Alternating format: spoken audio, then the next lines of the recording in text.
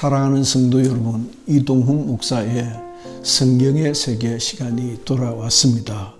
우리는 나와 하나님과의 관계는 어떠한 관계인가 성경에 비추어서 성경을 근거로 나와 하나님과의 관계는 어떠한 관계인가를 하나님은 내게 어떤 분이신가 라고 제목을 좀 비틀어서 지금 살펴보고 있는 중입니다. 큰 시리즈로는 5번째인데 그 5번째의 3번째 시간입니다. 첫째, 나와 하나님과의 관계는 영원한 사이다. 영원한 관계다. 이 관계는 영적인 관계이니만큼 관계는 일시적이고 찰나적인 것이 아니고 역사적인 것이 아니고 나와 하나님과의 관계는 영적 곧 영원한 관계이다라고 할 수 있겠습니다. 자, 그러면 작은 첫째로 영원이 무엇인가? 영원은 그야말로 영원 전부터 영원까지 영원한 것입니다. 영원히 변하지 않는, 처음도 없고 끝도 없는 영원한 전부터 영원한 후까지 영원하다. 그것을 우리는 영원이라고 표현합니다. 영원을 설명하기 어려운, 그러나 설명을 듣고 보면 하나님은 영원하신 분이시구나. 그 영원이란 영원 끝에서 영원 끝까지를 영원이라고 한다. 혹은 이것을 조금 더 단순하게는 스스로 계시는 하나님이다. 그 스스로 계시는 하나님이 육체를 가진 인간을 지으셨는데 그 인간도 영적 존재이다. 그러니까 인간은 각 개별적으로는 출발이 있는, 시작이 있는 영원한 존재인 것이죠. 그래서 영혼을 좀 간략하게, 여기에서 또 길어지면 여러분들이 정리가 되지 않을 것입니다. 영혼은 영원 전부터 영원까지 영원한 것을 영원이라 한다. 이를 좀 더 단순하게 설명하면 하나님은 과거와 현재와 미래가 함께 하시는 스스로 계시는 분이시다라고 할 수도 있을 것입니다. 두 번째는 그 하나님과의 영원한 관계는 생명의 관계다. 생명의 관계다. 그 영혼은 무슨 의미를 띠는가? 거긴 생명이 있다는 것입니다. 하나님의 생명이 인간에게 부여되는, 그로 말미암아 인간이 하나님을 의지하고 신뢰하고 예배하고 경배하는 그 관계다. 그 관계는 생명의 관계이다. 세 번째, 영적 관계이다. 사람이 생각하는 것처럼 참 영적인 것에 대한 오해가 많은데 예배하는 생명의 관계는 영적인 것이다. 가장 경계해야 될 것은 시종일관 지금까지 강조해 온 것인데 하나님을 섬기는, 하나님을 예배하는, 경배하는 관계는 윤리와 도덕적 관계 그 이상의 영적 관계이다. 그 영적 관계가 함의하는 것은 생명이다. 그러면 신앙은 생명을 지향하는 것이다. 오케이. 정말 제대로 본 것입니다. 우리가 신앙생활을 하는 것은 생명을 소중히 여기기 때문에 생명의 바탕을 둔, 생명을 근거로 한 관계인데 이런 어떤 형상을 가진 물리적 세계를 얘기하지 않고 영적 세계를 이야기하는 것이다 라는 것을 말씀드릴 수 있겠습니다.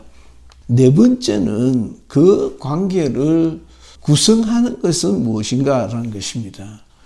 하나님과 사람과의 영적이고 생명의 영원한 관계는, 작은 첫째는 그 관계를 구성하는 것은 예언의 말씀인데 하나님께서 주신 기록된 성경이라는 예언의 말씀인데 그 말씀은 비유로 되어져 있습니다. 특별히 구약 성경은 많은 여러 가지 비유로 오실 예수 그리스도를 표현하고 예수 그리스도로 말미암아 하나님과 나와의 관계를 설명해 나가게 될 것입니다. 그래서 비유를 우리가 어떻게 좀 더 깊이 있게 묵상하고 명상해 봐야 할 것인지를 좀 따져볼 필요가 있습니다. 자, 문제는 일단 하나님과의 관계는 영원한 관계이고 생명의 관계이고 영적인 관계라고 했는데 그것은 기록된 하나님의 말씀이라고 하는 비유를 통해서 우리에게 다가온 것입니다. 그래서 그럼 어떤 비유들이 있는가 하고 물어봐야 되는데 하나님의 말씀을 일단 근거로 합니다. 비유라고 해서 아무데나 갖다 자의적으로 갖다 붙이는 것이 아니고 그 비유는 뭐 우리가 잘 알 수 있죠. 여호와는 나의 목자시니 양과 목자의 관계로 비유를 했습니다. 요한계시록 같은 데서는 주 예수 그리스도를 신랑으로 우리는 신부로 그렇게 비유했습니다. 뭐 아버지와 아들과의 관계는 더 많은 사례들이 등장합니다.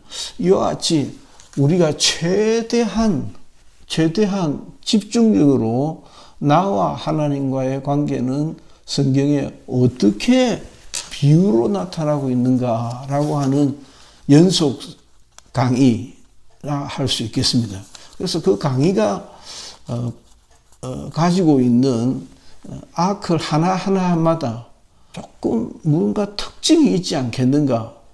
뭐 여러 가지 비유를 할 것 없이 성경에 일관되게 창세기부터 요한계시록까지 하나의 비유로 할 수도 있는 것을 왜 여러 가지 비유를 사용하고 있는가, 등장하는가, 그 등장하는 각각의 의미들은 무엇이겠는가 하는 것입니다. 그래서 아버지와 아들, 양과 목자, 포도나무의 비유, 포도나무와 가지의 비유 등등이라 할 수 있겠습니다. 자, 그리고 세 번째는 이것도 굉장히 중요한 것인데 이와 같은 관계의 비유가 등장하는데 그것은 내가 가지는 역할은 무엇인가? 믿음의 결단이 필요합니다.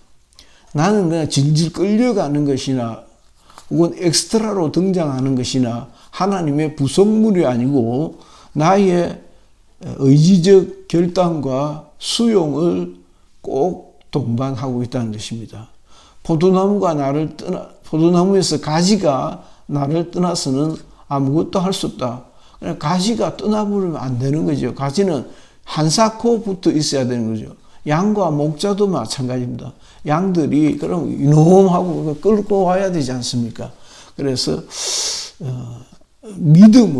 믿음이라고 하는 수단을 통해서 내가 결단하고 받아들이는 수용하는 단계가 꼭 있더라고 하는 것입니다. 자, 큰 두 번째는 5-1번의 큰 두 번째는 이 관계는, 이 사이는, 하나님과 나와의 사이는 거룩한 관계다. 거룩한 관계라는 것으로 형성되어져 있다. 그것이 물론 이 거룩함은 하는 산신령 같은 도사 같은 그런 거룩함이 아니고 아주 구약 성경에서 독보적으로 보여주는 그 거룩함은 구별됨입니다. 성경적 구별됨이에요. 나와 하나님과의 관계는 굉장한 성경적 구별됨이 있다. 이 예사로운 사이가 아니다. 그 예사로운 사이가 아니다를 또 조금 작게 한번 구분해서 말씀을 드리보면 첫째는 하나님의 일방적인 선택이었다. 나와 하나님의 관계는 뭐 아주 대등한 관계인 것처럼 그렇게 이해할 수 있는데 그게 아니고 이를 종주권 교약이라고 제가 성경의 세계를 시작하면서 몇 년 전에 아주 최초에 했던 강의 중에 잠깐 스치면서 했던 바 있습니다. 종주권 교약이라고 그렇게 표현합니다. 이것은 옛날 구약 성경 시대에 전쟁을 하면 승자가 있고 패자가 있습니다. 그래서 승자의 일방적인 자비를 근거로 하는 너 알겠지? 이제 알아서 해. 내가 이렇게 해줄 거야. 그런 겁니다. 일본과 미국과의 전쟁도 마찬가지입니다. 그래서 미국의 그 원자탄 투하로 인해서 끝났는데 그 끝남으로 인해서 일방적으로 일본이 전쟁의 패배를 시인했습니다. 그냥 메가더를 만나서 종전을 선언하게 되는데 그것이 소위 승자의 일방적 관계다라고 표현할 수 있겠습니다. 승자가 하는 일방적 관계, 시혜다 할 수 있겠죠. 승자가 베푸는 일방적 시혜를 종주권 교약이라고 한다라고 하는 것입니다. 그러면 사람은 두 번째, 사람의 절박함이 필요합니다. 절박함. 하나님은 사람을 로봇으로 사용하지 아니하시고 굉장히 중요한 것이죠. 사람의 인격을 주셔서 의지를 존중하게 하셨습니다. 그래서 길은 열려 있지만은 선택은 네가 해야 된다는 것입니다. 선택 안 할 수 있는 기능이 사람에게는 있으면 자유의지가 있으니까 자유의지라는 안 할 수 있는 기능이 있음에도 불구하고 네가 결정해라 라고 길은 열려 있지만은 그 길을 따라서 얼마든지 우리 주위에 그런 사례들이 늘렸지 않습니까? 그래서 인간의 절박한 사모함이 이 교약을 성사시키고 있다라고 하는 것입니다. 자, 세 번째 제가 조금 더 이는 이동훈 목사의 좀 특징적인 구별이라고 할 수 있는데 절제라고 하는 초월할 수 없는 초월해서는 안 되는 인간의 훈련, 경건의 훈련이 필요하다는 것입니다.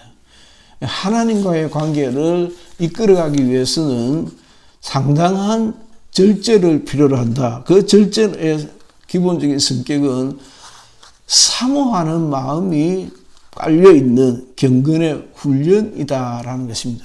그리고 우리가 우리 주위를 한번 돌아보면 우리 주위에 신앙생활을 잘해야 되겠다라고 하는 사모하는 마음이 없이 신앙생활을 잘하는 경우를 여러분들 본 적이 있을까요? 아마 없을 것입니다. 굉장히 사모하는 마음으로 잘하려고 할 때 신앙생활을 잘할 수 있게 되더라. 혹은 잘할 수 있는 길이 열려지더라. 천사들이 도우니까.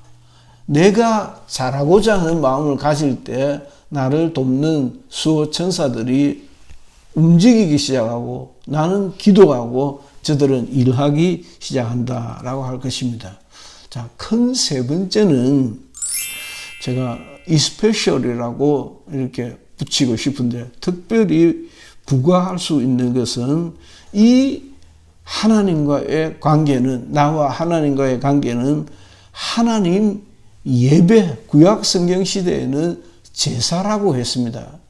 제사와 예배는 상당한 차이가 있는데 그래서 예배라는 형식을 통해서 나와 하나님과의 관계가 집중적으로 이루어지더라. 그래서 일주일 중에 하루를 거룩한 날로 택하시고 그날은 하나님 섬기는 날로 정했던 것이 구약 성경이고 안식일이었고 그 안식일이 부활하신 예수 그리스도로 인하여서 주일로 바뀌어졌습니다.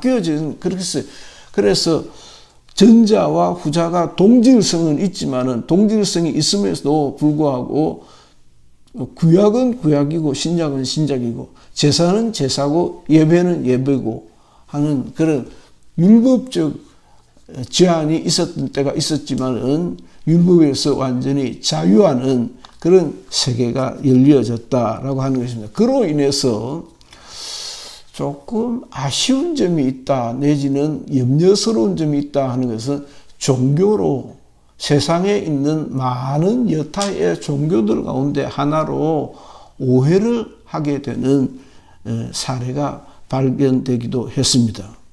굉장히 중요하죠. 그런 것도 저런 것도 없으면 철학이 되었을지도 모릅니다.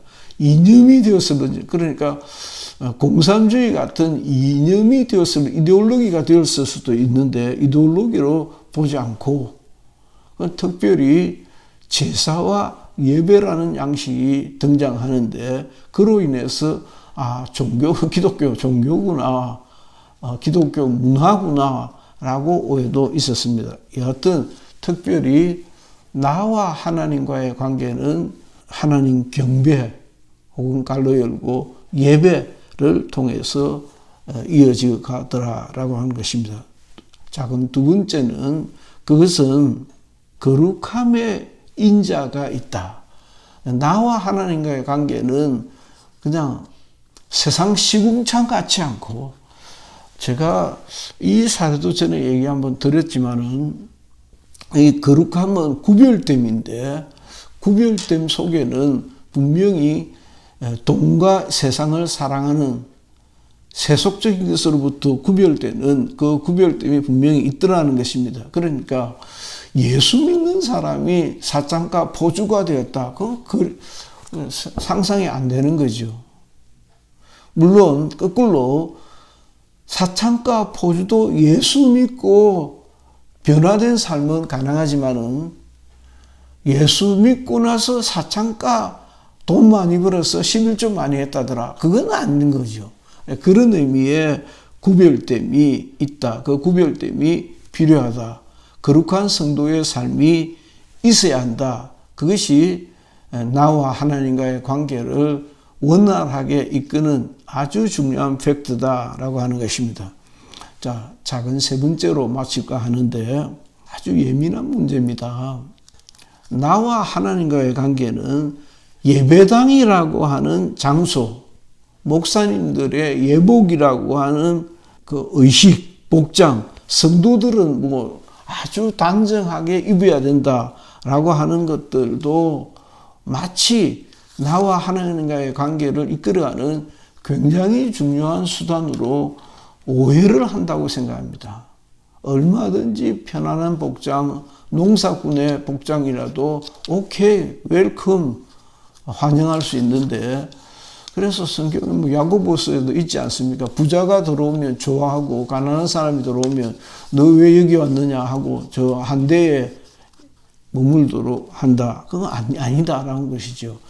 그러니까 어마어마무시한 그런 예배당은 하나님을 잘 만날 수 있는 곳이고, 제가 뭐 인도 스리랑카 쪽에 선교하면서 참 마음에 감동이 많이 되더라고요.